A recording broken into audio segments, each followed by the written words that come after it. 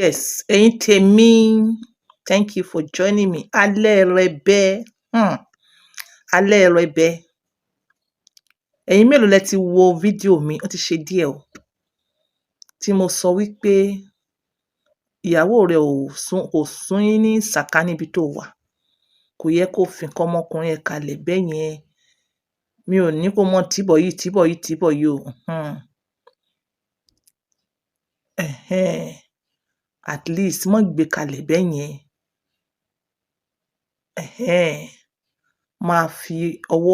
Máa fi ṣe a kind of massage kó má bàa rọjọ. Ìyàtọ̀ wà nínú nǹkan ọmọkùnrin tó ń ṣe ìbálòpọ̀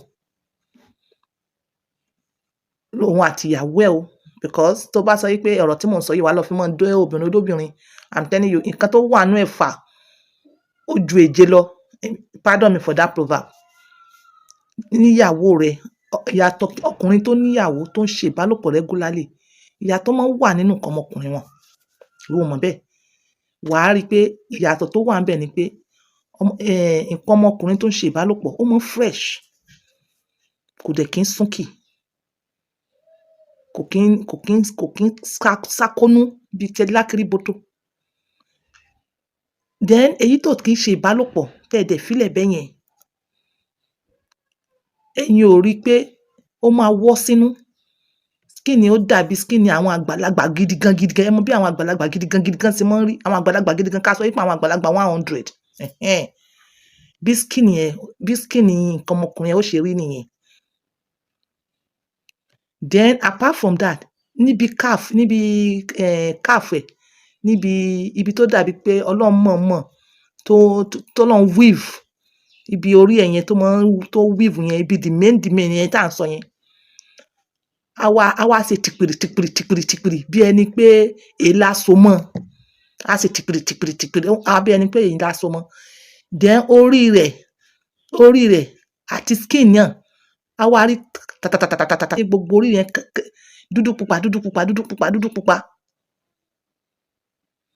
Tí ẹnu rẹ̀ lọ́hùn yẹn tá wá dúdú. Èèyàn tó ṣe ìbálòpọ̀ nìyẹn. Skin yẹn máa wá, gbogbo skin nǹkan ọmọkùnrin á wá rough. Tó bá wá dà dìdì rí obìnrin gan ká nísìnyí bóyá ó lọ fẹ́yàwó ni tó ṣe bẹ́ẹ̀ tó fi irú nǹkan bẹ́ẹ̀ yẹn tó lọ fi fẹ́yàwó tó wá di pé wọ́n wọlé tira wọn. Obìnrin yẹn gan bá kọ́kọ́ rí báyìí, á kọ́kọ́ fọ́ bojú ni pé kíre. Ó yẹ kó jẹ́ the most beautiful sight. Àmọ́ á wá jẹ́ the most ugly sight because ó fi kalẹ̀, ó tọ́jú ẹ̀.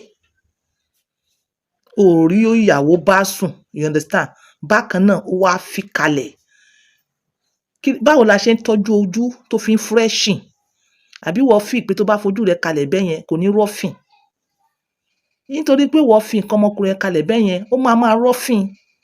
So therefore bó ṣe ń wọnú bedroom tó ń wẹ ojú, tó jáde tó nù pẹ̀lú towel, ó tún ní bá ṣe ń nu ojú náà. You want your face to be free of wrinkles, you understand? Ó ní bá ṣe ń nu, nu ojú wàràràrà, nu ojú jàgàjàgàjàgà. Ó ní bá ṣe ń nu ojú. Tó bá mú towel ní ẹ̀gbẹ́ bíbí, ó ní bó ṣe máa nu ẹ̀gbẹ́ bí, ó ní bó ṣe máa nu ẹ̀gbẹ́ bí, ó ní bó ṣe máa nu ibi cheeks ẹ̀. Bákan náà the same thing pẹ̀lú nǹkan ọmọkùnrin ẹ̀. Mò ń teach ni, mi ò fẹ́ kí teaching yẹn kó lòdì ní etí yín ni mo fi ń gbé bí mo ṣe ń gbé yẹn. Ìwọ tó bá mọ nǹkan tó ń jẹ́ ọmọkùnrin, nǹkan ọmọkùnrin, ìwọ ló mọ̀. Mò ń teach ni, I don't want you to get to your skull something else. Tó bá wẹ̀ nínú bedroom, you understand? Ọṣẹ alálùbáríkà wà tá fi ń fi nǹkan ọmọkùnrin ní halal. Tó dẹ̀ ń ṣiṣẹ́ fún àwọn èèyàn halal tá fi ń fọ̀. Ìwọ tó bá nífẹ̀ẹ́ sí o lè kàn sí wa. Ó máa ń wà nínú package ọjà tí mo pè ní ti ìdákọ́lẹ̀ on pump by 2. Fún àwọn tó ti rajà yẹn, wọ́n mọ nǹkan tí mò ń sọ. Ọṣẹ alálùbáríkà tá fi ń ṣe. Then ó wá wẹ̀ tán nìyẹn towel. Ó ní bí wàá ṣe nù. Ó ní dùn jàgàjàgàjàgà rough. Tó bá nu rough tó máa rough mi lọ́wọ́. Wàá nu straight. Ẹ̀yin kò sọ pé àjíà nǹkan yìí sá. Yes, ó fún mi ní joy láti teach yín láti take care of it. Ẹ jẹ́ kí n sọ fún yín, bí ọkùnrin bá nà gbàlàjà tí kinní yìí ta ni ó bọ́ra lẹ̀ tí gbogbo ẹ̀ ṣe rọ́furọ̀fù. àwòsàn ni, you understand? So ẹ take care rẹ̀ fún ìyàwó yín ni mo sọ, ẹ take care yín ara yín fún ìyàwó yín, mi ò kò sí nǹkan tó kàn wá pẹ̀lú excuse me, ọkọ àti ìyàwó. Ẹ lọ bèrè lọ́wọ́ àwọn àfáà nǹkan tá à ń sọ ṣé súnà kọ́ ni, súnà ni, but nítorí pé mo feel comfort more kí n teach nípa ìdákọ́lẹ̀ lọ́kọ-láya, mo máa ń sábà sọrú ọ̀rọ̀ báyìí. Then I have so many videos, mi ò mọ ibi tó ti ń wò mí sìn, tẹ́sí check my videos, ó máa ṣe ẹ́ láǹfààní.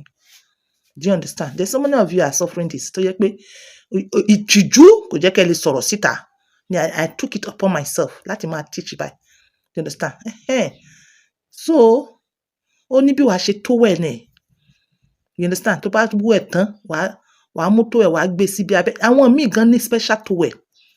Bí ẹ̀yin kan ṣe ní special towel fún face, àwọn kan ní special towel fún nǹkan ọmọkùnrin wọn. Wọ́n á gbé sórí wọn, wọ́n á nù. Wọ́n nù níbi pé wọ́n nù ara bébì tó fẹ́ kó rọ́fìn. Tó bá ti wá clear, ò ní nù jàgàjàgà. Wàá nù straight náà ni.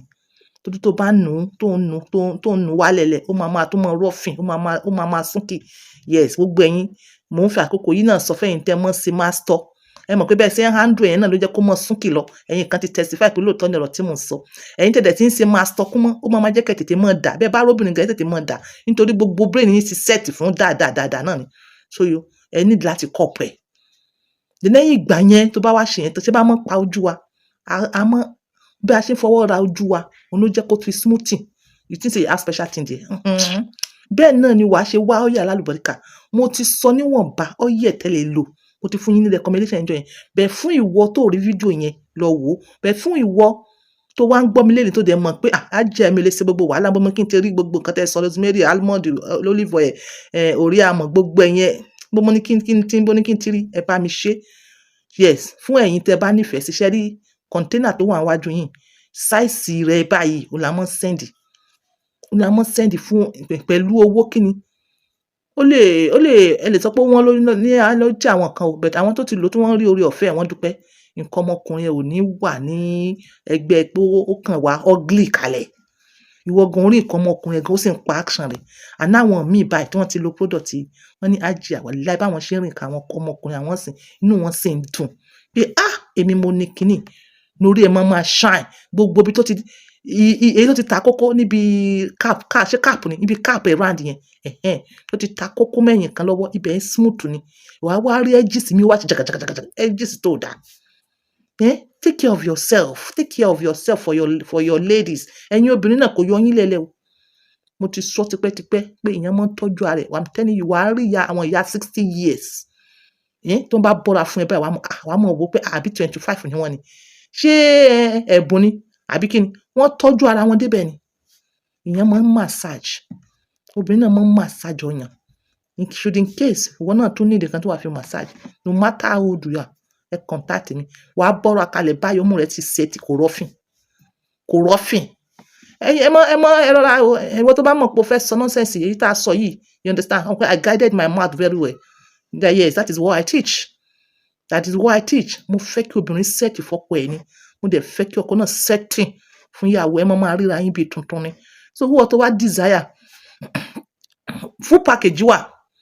Ó better tẹ́ bá ra full package. Ó máa tún rí orí ọ̀fẹ́ dáadáa ni. But tẹ́ bá lọ pé ẹ ra eléyìí, you understand? Ó sì máa ṣe yín láǹfààní. Ìwọ tó bá need oil nìkan, bí o ti ní nǹkan tó ń lò tó ń ṣiṣẹ́ fún yín, o lè need oil nìkan, tẹ́ sí mi. Ẹ má gbàgbé owó oil yìí àti owó deliver. Ìwọ tó bá wá need soap àti oil, owó soap àti deliver. Ìwọ tó bá need full package, alhamdulillah rabbil alamin, no problem. Ṣé nínú package yẹn àwa tún máa ń ṣe àgúnmu jẹ̀dí because jẹ̀dí ti gboko lọ lọ́nà ọ̀pọ̀lọpọ̀. Èmi ò ní fẹ́ kí jẹ̀dí gboko lọ lọ́wọ́ ẹ̀yin tèmi. So yín like when wàláì tàláì k'Ọlọ́run ṣàánú mi. Bí mo bá rọ́kùnrin báyìí nǹkan tí mo ń rò nù. I'm telling you. So take care. Èmi nìkan kọ́ o. So many women like me tó bá rọ́kùnrin báyìí wọ́n á wò pé well, are you okay dandia? Àbí your dandia is roughing? Ẹ má jẹ́ kí dandia yín máa roughing. Tó bá roughing ó máa kéré. But tó bá náà tó fine, ó máa set, ó máa ń dùn mọ́bìnrin. So yẹn, I can go on and go on. Bẹ́ẹ̀ jẹ́ kí n stop báyìí. So fún product alálùbọ́dà, fún oil yìí, fún ọṣẹ, fún package ìdákọ́lẹ̀, àbí package ẹ̀jẹ̀ ríru, àbí package ìtọ̀ ṣúgà, àbí package prostate enlargement, ẹ tẹ̀ sí mi lórí 07015100651. Yes, tó bá dẹ̀ rí tó bá yẹ pé o lè rí oore ọ̀fẹ́ níbòmíì kó tọ́jú àwọn àìsàn yòókù, bóyá o ní èèyàn tó ń ṣètọ́jú ẹ. Tó bá yẹ pé ti òyìnbó lò ń lò, tún tẹ̀ sí Alábà, tẹ̀ sí Abà náà. Ọ̀nà kan ò wọjà, tẹ̀ sí Abà, tẹ̀ sí Abà, mọ́ kúkú ignorance. You understand? O dẹ̀ lè pè mí fún gbogbo ẹ̀ náà, no problem. You understand? But the more tí sickness yìí ṣe pọ̀ lóríṣiríṣi, the more tówó náà ti máa pọ̀. So lórí ọ̀fẹ́ láti tọ́jú ara rẹ níbòmíì. Then tó bá jẹ́ pé ti eléyìí ni o lè pè mí, mo ti ṣàlàyé. Ẹ má pè mí ṣeréṣeré. Ọjà yìí owó ni. This is on point. Always, okay, before kí n tó lọ, WhatsApp ni please 07015100651. WhatsApp please is 07015100651. Ìyẹn kan ni mo mọ́ sáré pé 07015100651. WhatsApp please, WhatsApp. Bye for now.